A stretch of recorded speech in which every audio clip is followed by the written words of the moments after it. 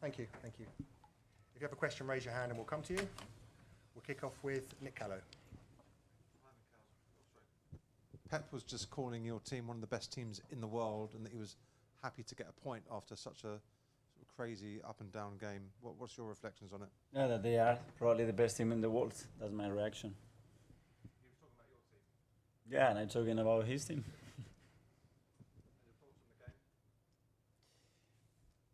We had a very difficult start. In the first 10-15 minutes, we were struggling in 2 occasions to control certain spaces, and we didn't have enough ability to get out of the first 25-30 meters of the pitch, which meant that we never controlled the game. After that, we started to understand better what we have to do. We were much more efficient. We were back on the game, winning it, and when we had the best moment, obviously, we were thrown to a context of the game that makes it almost impossible for 56 minutes. But anyway, we adapted to that context in the best possible way, and the way the team competes is just unbelievable. I'm so proud of them.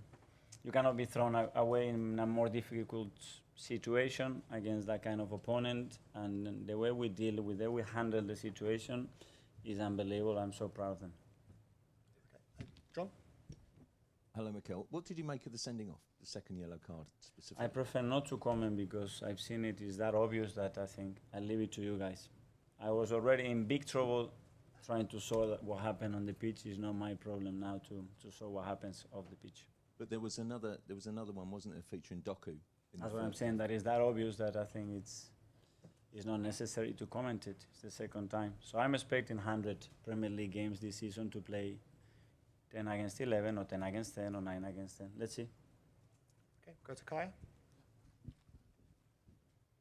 Mikel, is the atmosphere in the changing room now, is it more obviously disappointment at what happened at the very end, or is there still sort of a sense of pride? It was, and the boys were very gutted. Obviously, they put so much. They put their heart and soul into every single action, and at the end to be punished in the last minute, well, it was 97, then it was 99.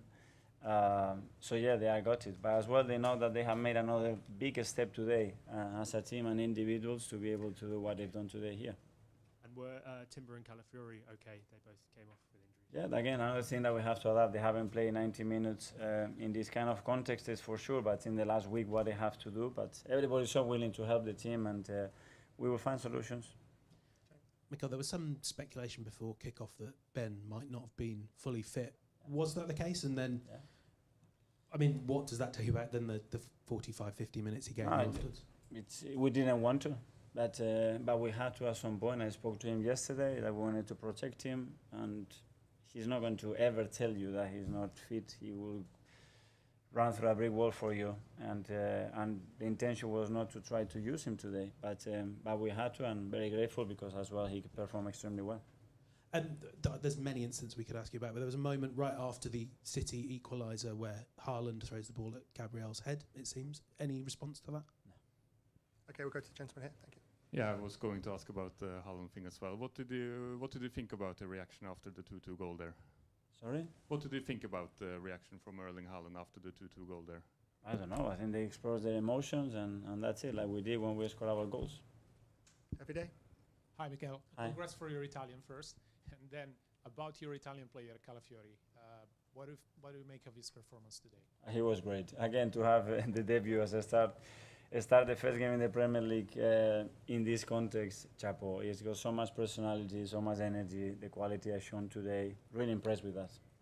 Okay, I think we'll last couple now. Yeah. Hi, Mikel. Going back to the Trossard second yellow card, it was for kicking the ball away. Is that not a fair yellow card? That's the rules of the game, right? So therefore, he should have been sent off? I prefer not to comment, but you analyze the situation and how long it takes, I think. Is that because you feel you're not allowed to have an opinion on something which you think is unfair? Because Sorry? You don't want to comment because you... No, I have, if I want to, and today I don't want to. Thank you. Okay. James from ESPN finally. I think there's this one, and then yeah, go David, thank you, and then we'll go James, and then we're done. Thank you. You mentioned it was 97 minutes, then 98, 99. Was that not a consequence of your team breaking up the game, effectively time wasting, trying to slow it down, which everyone understands is what you were trying to do to get the win? But is that not a consequence, and did that not backfire? Well, if I'm not commenting about the first part, you can understand, and I won't comment in that second part because it's a consequence one to the other. So can you explain that again? Sorry. Sorry? Can you explain that answer again? Sorry, I didn't understand. But if I haven't made a comment about the first action, I'm not going to comment now about the consequence to acting in a certain way. Okay, and we'll go finally to James from ESPN. Hi, Mikel. Do you feel that if that was 11v11 for 90 minutes, that you win that game? I don't know. I have no clue. We will try for sure, but after you have to show it in the second half there. But what I can tell you is 99 out of 100 times if you play 56 minutes against this team with 10 men, you're going to lose, and you're going to lose by a lot of goals. So given that, even though you didn't get the win that you wanted, you must be able to take, the players and you can take some real self-belief from this for the rest of the season. And I do, and I'm so proud of them, and it's unbelievable how we react. But I cannot be happy because I want to be involved in a game at this level that puts the game in a situation that we can enjoy it and we can talk about it in the proper way. And we are not talking about that. It's clear. We haven't asked me one single tactical question. Okay, everyone? Thanks very much. Yeah, thank you. Thank you so much. We'll set an embargo towards the end as a Watford preview. So that'll be embargoed for 1:30 on Monday afternoon. Start with Simon, please. Can you just sum up your emotions after that? You obviously scored early, conceded a controversial goal, then it looks as though it's slipping away from you, and then you score in the 98th minute. 98, no, 97, because it's not just 7 minutes, no more than that. But it was a, I would say many things happened in the second 3 or 4. The later game, and we start really well. Still we have this passion inside, the fire inside ourselves to fight with the team like the last 2 years, the contender to steal our Premier League, and still we are there, and we start really well with a fantastic goal, and we have incredible good moments. After the goal we concede, so the referee asked to the captains go there, and I have to reorganize better because we know the Arsenal every time the free kick contact really quick with Martinelli and Saka. A part of that we were well set up. Kyle arrived in the position after Calafiori make an exceptional goal, but you have to organize better the second half. The second goal we didn't defend well. You have to be better with Gabriel, but give credit to them because it happened with all the clubs, not just Man City. So incredible taker, and Gabriel is so strong. They block a lot of plays in the first post when they decide to first post, and the first post when you're the far post, always they block, and they block a lot to Eddie. And Gabriel is so strong in that position. To give credit to them because it happened every game, and every game they're able to do it. And after, but the game at 10 against 11 is different because, of course, they defend so deep, and you can cross, but with White, Calafiori, Saliba, Gabriel, Wright's part is not easy, but give credit to Arsenal. They're really good because they defend blocks, they defend crosses, and they defend all together, and after, that, make slowly the game, and we were so smart. We were so smart to don't make quick actions. It was so smart to don't concede faults. So the long balls will fold, and the action, the cross second balls, don't touch them. And that is really good because the game continue. And at the end, we could score before, we scored at the end, and a good point for us. James? Hi, Pep. Can you just tell us what this challenge from Mikel and from Arsenal does for you personally and for your team in terms of the keeping you honest, keeping you on your toes, and also could you tell us what's wrong with Rodri? Keeping our toes. We are. Huh? We are. We are a perfect team in that. We are. So of course, the reality is the last 2 years the biggest contender. That was before with Jurgen. So different ways, but of course it's an exception, a tough team. We know it, but we face them, and unfortunately, it's 90 minutes. Many things happen. They are able to do many good things, and we were there. And at the end, we take a point. Sam? I don't know yet. I didn't ask to the doctors. Sam? Hi, Pep. Can you explain how difficult it was to face that 10-men block in the second half? Because it seemed like the only outlet you had was the centre-backs taking shots, maybe putting a cross into the box, and that was it. Obviously, it didn't look like he was leading anywhere. How difficult was it to change that? Space is not there in between. They defend really well. They equalize the last line with 5 or 6 players. They score Kova and Ruben. Is destined for the shoot, but they are not the best. With Rodri, maybe would have been different, or maybe I thought to put Ruben in the right, and you know, I doubt that's why I delayed the substitution for Kyle. But Kyle is a really good with shoot and crosses. But I said before, crosses except Erling Haaland and now maybe John at the end, last 50-20 minutes, they are stronger than us, and the space is there, so it's difficult. But the most important thing in that position, when we lose the ball, when Raya has the ball and long balls to Havertz, that is phenomenal in this position, because they are getting the second ball in front and the second falling behind with the runners from Timber or for, I would say, for Martinelli. We didn't make faults. With the faults, stayed 1 minute late and long balls, and we didn't concede much. They were so smart. We were so brilliant to interpret these kind of things, and that's a question of passion, question of talent, question of, look, one corner, Bernardo, direct, nothing, short, Jack Grealish, create a space in the edge, and after shoot, block.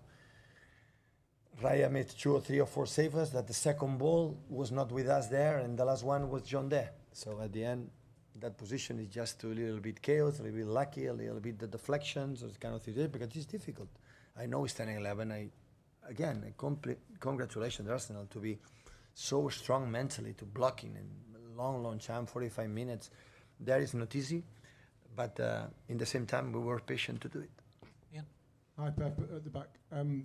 What Arsenal do at the offensive corners, particularly around your goalkeeper, as you say, they do it every week. Is that legal, what they do? Question to the referees. What do you think? I don't think. You must think. No, I don't have relations with the referees. I don't think. I don't go to the meetings. If you're watching it on the television, what would you think?